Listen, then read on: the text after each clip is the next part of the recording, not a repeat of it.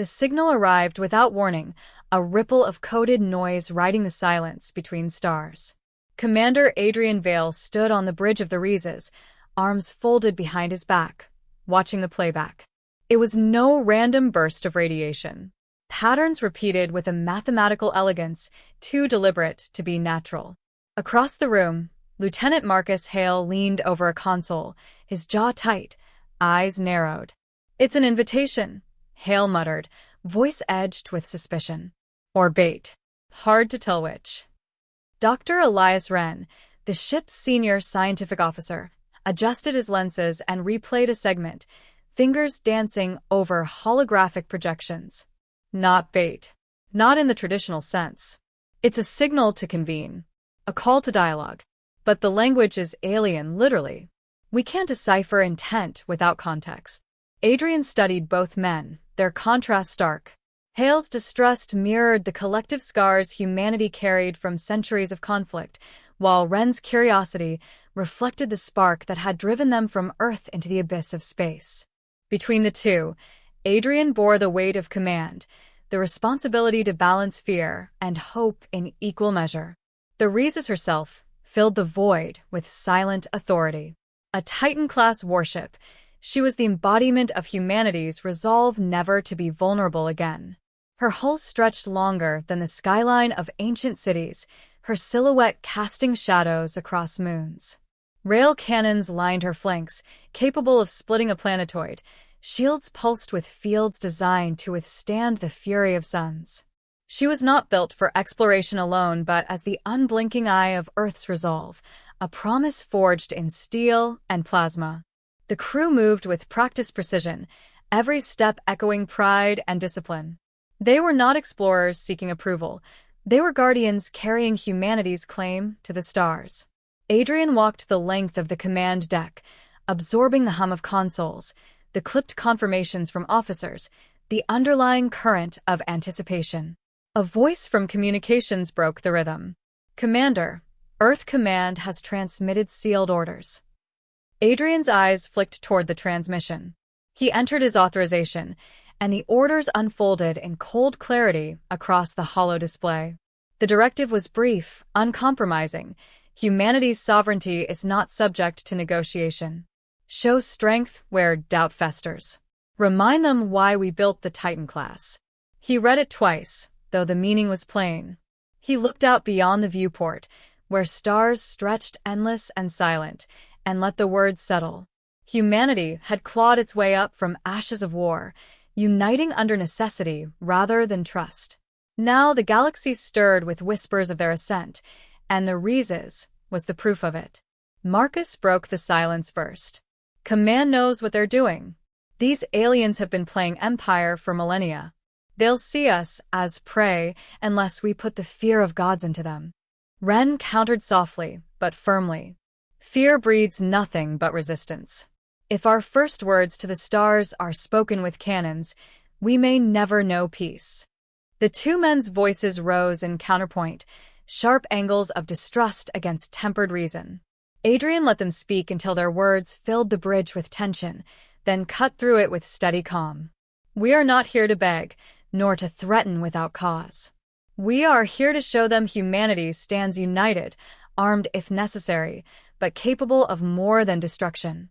We tread carefully, yet we do not bow." Hale looked unconvinced, though he held his tongue. Wren inclined his head, though doubt flickered in his eyes. The conflict was clear. One man saw only danger, another sought knowledge, and Adrian carried both within him, forced to reconcile them under the mantle of command. The signal's coordinates pulsed across the display, marking a sector that lay at the very heart of alien domains. It was a place humanity had only studied from a distance, where ancient alliances and rivalries intertwined like roots beneath the soil of empires. Adrian knew the council awaited them there, not as equals, but as interlopers. "Course is set, Commander. Navigation confirmed." The Reezes shuddered with the deep vibration of its engines preparing for warp. Adrian placed his hand on the railing, feeling the silent thrum through steel, the heartbeat of the vessel. He thought of Earth, of oceans stretching endless, of towers gleaming under pale skies, of billions who looked up and imagined safety under the protection of ships like this. Every decision here would echo back home, shaping how humanity's story would be written among the stars. "Engage," he ordered. Space folded, light stretched, and the Reezes vanished into the corridor between stars. The crew adjusted to the shift with ease, trained for the disorienting lurch of warp, but in the stillness that followed, unease lingered. They were not simply traveling to a meeting, they were crossing a threshold from isolation into scrutiny. Somewhere ahead, civilizations older than humanity's nations combined would judge them, weigh them, and perhaps fear them. Marcus broke the silence again, almost under his breath.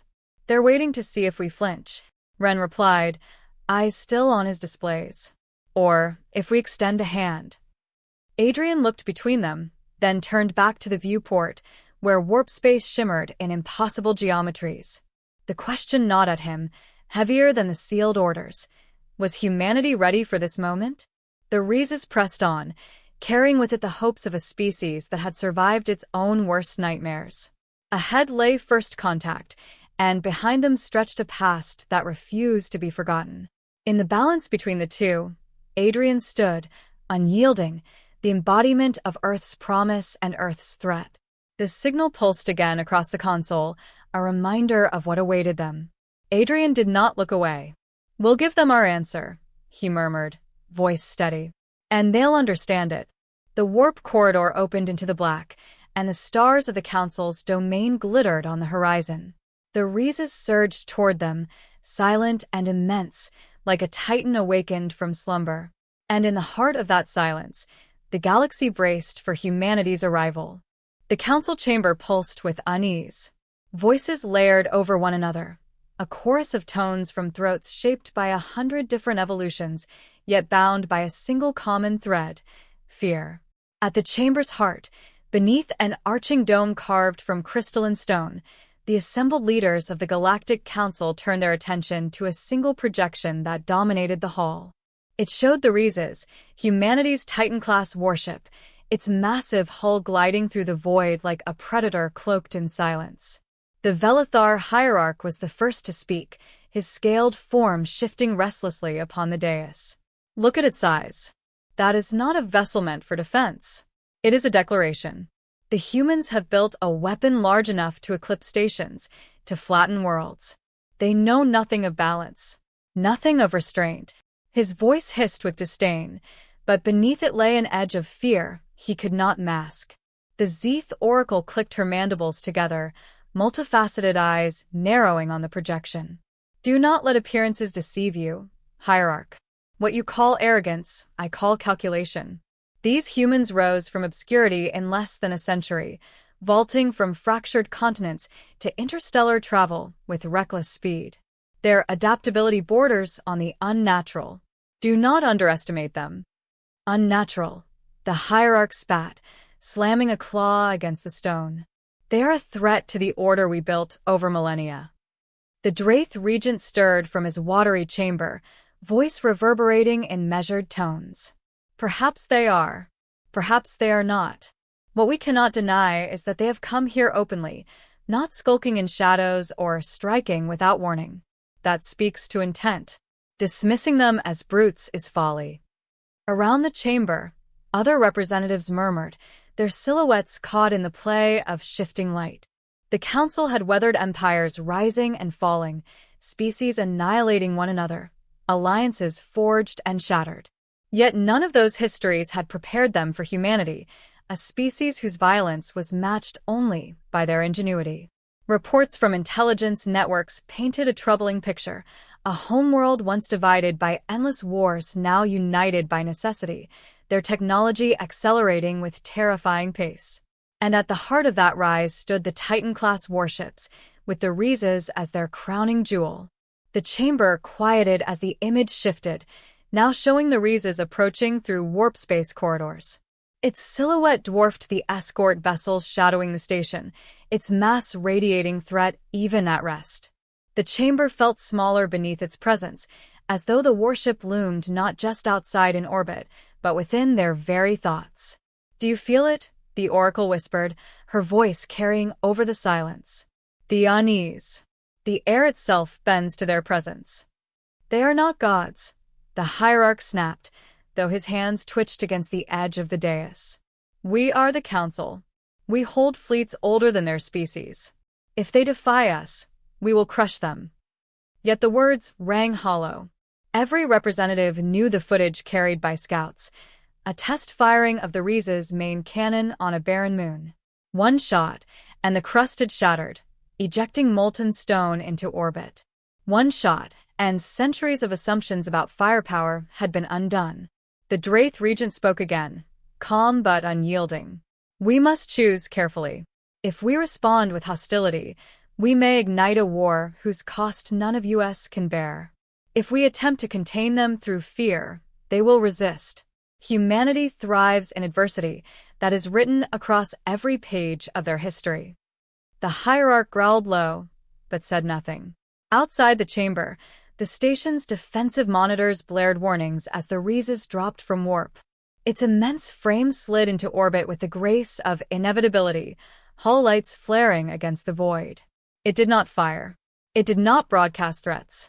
It simply existed, and its existence was enough to unnerve the assembled civilizations. The council guards shifted uneasily, hands on their weapons, eyes fixed on displays. Whispers ran through the ranks of soldiers, words that leaders could not silence. The humans are here. The Titan has come. Inside the chamber, silence held the council captive once more. The oracle leaned forward, mandibles clicking. The question is not whether we fear them. The question is whether they will see fear in us. If they do, they will know their strength has already conquered. The regent's watery form rippled, a sigh carried on liquid waves. Then we must meet them with composure, but also with honesty. Humanity will not be fooled by false gestures of dominance. They will measure us as we measure them. The hierarch finally rose to his full height, towering and resplendent, but his voice carried none of the certainty his stance suggested. Very well. We will face them. But I tell you this, if they seek to claim a place at this table, they will learn what it means to challenge the order of the galaxy. Beyond the crystalline walls, the Reezes loomed, its shadow casting long over the station. For the first time in generations, the Council's unity cracked, not from war between themselves, but from the arrival of an outsider. Humanity's warship had not fired a shot, yet already it had shaken the foundation of galactic politics. The Oracle's voice broke the silence with quiet finality. The humans have come to speak. But whether their words herald peace or the beginning of an empire built in fear, that is what we are about to decide.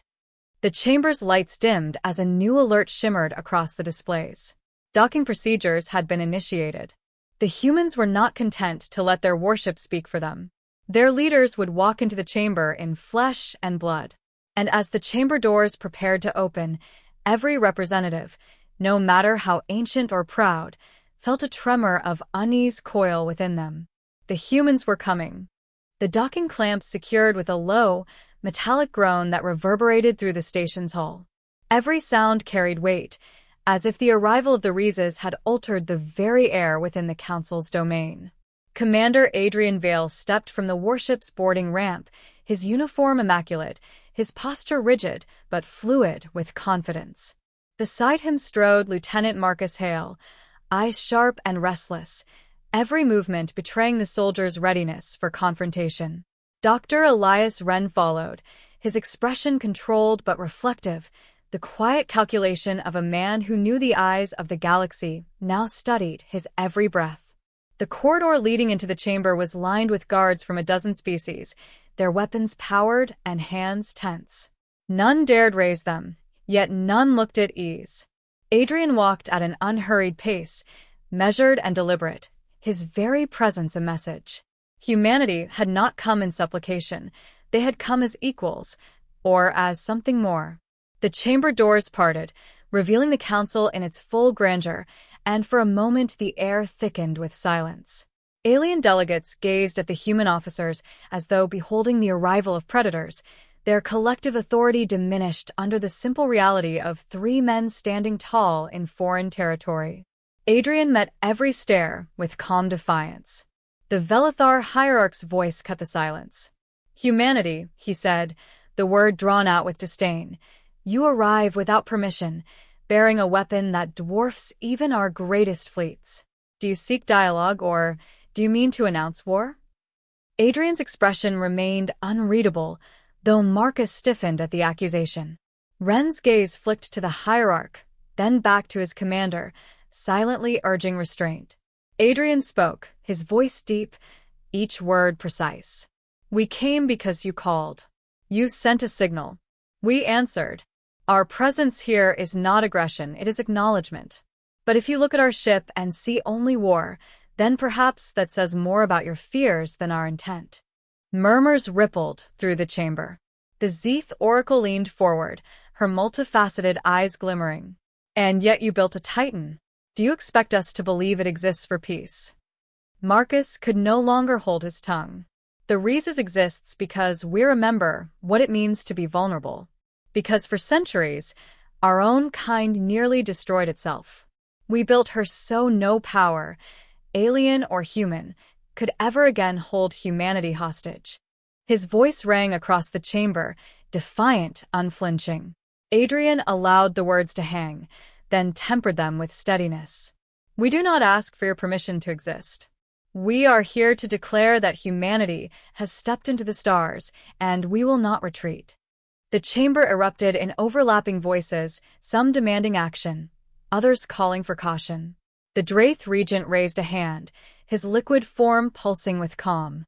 Commander Vale, you must understand. Your presence here has unsettled the balance. For ages, the Council has maintained order. If humanity disrupts that order, conflict may be inevitable. Adrian regarded him with measured respect. Order without freedom is nothing but stagnation. Humanity seeks recognition, not dominance. But if your order requires us to kneel, then you misunderstand us entirely. The oracle's mandibles clicked, her tone sharp. And if recognition is denied? Adrian gestured toward the ceiling, and a holographic display burst to life. It showed a barren moon, cold and lifeless. A single beam from the Reezes split it open, scattering debris into orbit, its surface boiling into fire and ash. The demonstration needed no explanation. Silence consumed the chamber, broken only by the faint hum of the projection. Adrian's voice carried softly, but with steel beneath it. We built the Titan class not to conquer, but to remind ourselves and others that humanity will not be prey. If you move against us, you will find we are not an easy adversary. But if you stand with us, you will find allies as enduring as the iron of our ships. Every representative in the chamber shifted, their fear plain though few admitted it aloud. The hierarch hissed, claws flexing against the dais. You threaten the council on its own ground. Marcus's hand hovered near his sidearm, but Adrian stopped him with a glance. The moment stretched, the chamber taut with the potential for violence. Ren stepped forward, his tone calm yet urgent. Commander, if I may. Adrian gave a subtle nod, and Ren addressed the chamber. You see our weapons and imagine we crave destruction. But you mistake purpose for intent. Our history is violent, yes, but so too is it filled with survival, resilience, and creation. We do not come to burn the galaxy. We come to live among it. The regent regarded him carefully, while the oracle tilted her head, expression unreadable. The hierarch snarled, but did not interrupt. For the first time, the atmosphere shifted from outright hostility to reluctant contemplation. Adrian seized the moment. We will not bow. But neither do we seek to set fire to your stars. The Reezes is our shield, not our spear. If you choose war, we will meet it. If you choose diplomacy, we will answer it. The choice lies with you, not us. The chamber fell silent again, the echo of his words settling like a weight upon the delegates. Even those who despised humanity could not deny the conviction in his stance, nor the power in the ship waiting silently beyond the station's hull. The hierarch leaned forward, voice low and venomous. You may find that the galaxy does not bend so easily to human will. Adrian met his gaze, without flinching. And you may find that humanity does not break as easily as you hope. The silence that followed was deeper than before, heavy with unspoken recognition. The council had expected desperation or arrogance. Instead, they had found resolve, unyielding, uncompromising. Humanity stood not as a supplicant, but as a force that demanded acknowledgement. As Adrian turned his gaze across the chamber, he saw what the council tried to hide: fear.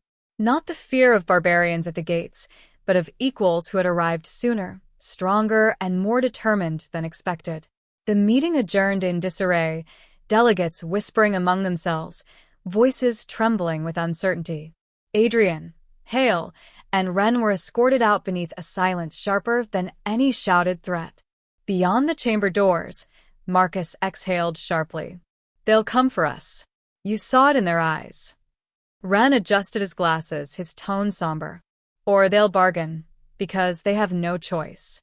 Adrian did not answer immediately. He walked the corridor back toward the Reezes, the weight of the encounter pressing on his shoulders. He had seen the council fracture, had felt the balance teeter. He knew this was not the end of conflict. It was the beginning.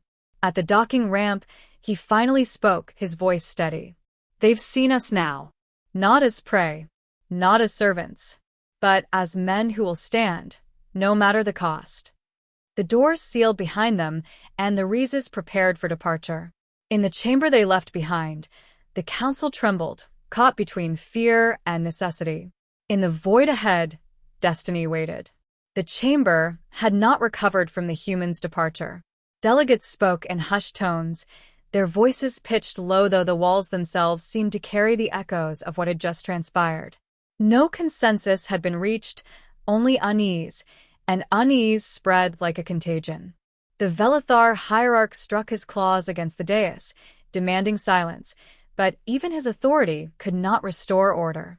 The image of the Reezes firing its cannon replayed in the minds of all present, an unspoken reminder that words were meaningless without the strength to enforce them.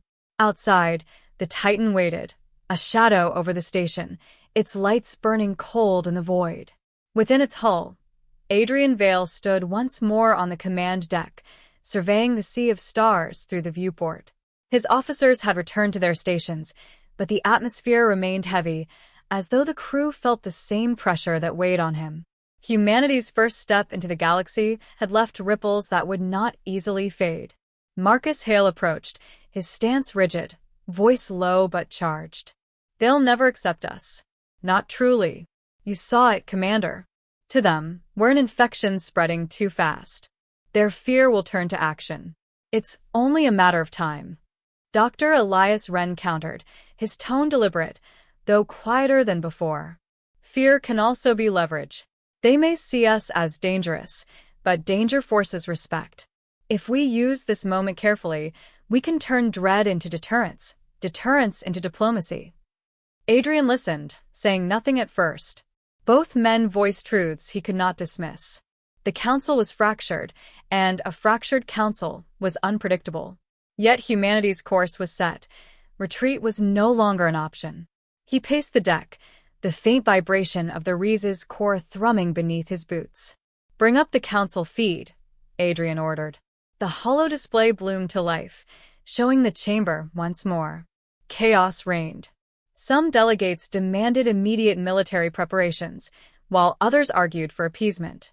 The Draith regent spoke calmly, urging dialogue, though his words were drowned beneath the rising cacophony. The Zeeth oracle remained silent, her insectoid features unreadable, her stillness more unnerving than the hierarch's roaring. "They're tearing themselves apart," Wren observed, a trace of awe in his voice. "Good," Marcus muttered. "The more divided they are, the harder it'll be for them to unite against us." Adrian studied the fractured assembly, noting not only their fear, but their uncertainty. He leaned closer to the display. "Open a channel." The communications officer hesitated, then nodded. A moment later, the chamber's clamor ceased as Adrian's figure flickered into their midst. The delegates turned, silenced by the sudden intrusion. The human commander's projection stood tall, his uniform immaculate, his expression calm, yet unyielding. You argue among yourselves about what to do with humanity, Adrian began, his voice carrying across the hall. You debate whether to fear us, resist us, or attempt to contain us. But understand this, we did not come to kneel, nor to ask for your approval. We came to declare that humanity has arrived, and we will not be moved. The words hung in the chamber, their weight undeniable. The hierarch bared his teeth, ready to retort, but Adrian continued before he could speak. The Reezes is a weapon, yes, but not aimed at you, unless you choose to force our hand. It is a shield, forged from the memory of our own near extinction. We will not bow, but we do not seek to rule. We seek recognition, trade, cooperation. Stand beside us, and you will find humanity a steadfast ally. Stand against us, and you will discover what it means to face a species that refuses to die. The chamber trembled with unease, but none interrupted him. The oracle's eyes glittered, reflecting the projection. The regent shifted within his chamber of water, his silence heavy with thought. The hierarch hissed, but no longer struck the dais. Adrian gave the faintest nod, as if satisfied that his words had found their mark. We will give you time to decide, he said, his tone final.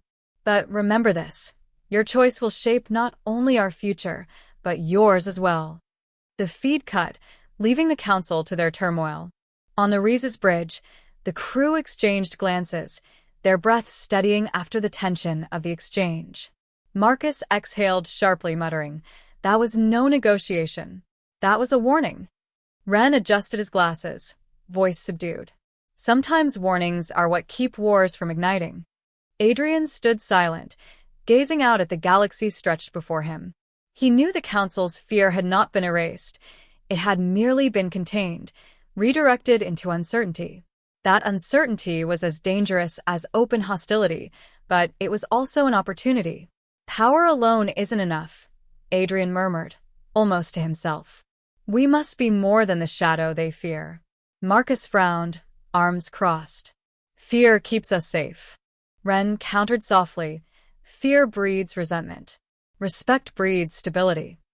Adrian allowed their words to fade into the background. He had no illusions about the path ahead. The council might grant humanity a seat, not out of welcome, but out of necessity. And necessity was a fragile foundation on which to build peace. Yet it was the foundation they had, and from it humanity would carve its place. Set course for Earth, Adrian ordered at last. The council has seen what they needed to see. Now the rest of our people must be ready for what comes next. The Reezes turned, engines igniting with a deep vibration that resonated through its hull. The council station diminished in the distance, its lights flickering like the eyes of wary predators unwilling to strike. On the bridge, Adrian clasped his hands behind his back, his gaze fixed on the endless dark ahead. They tremble because they see us as monsters, he said quietly, more to himself than to his officers. Perhaps that is what will keep us safe for now.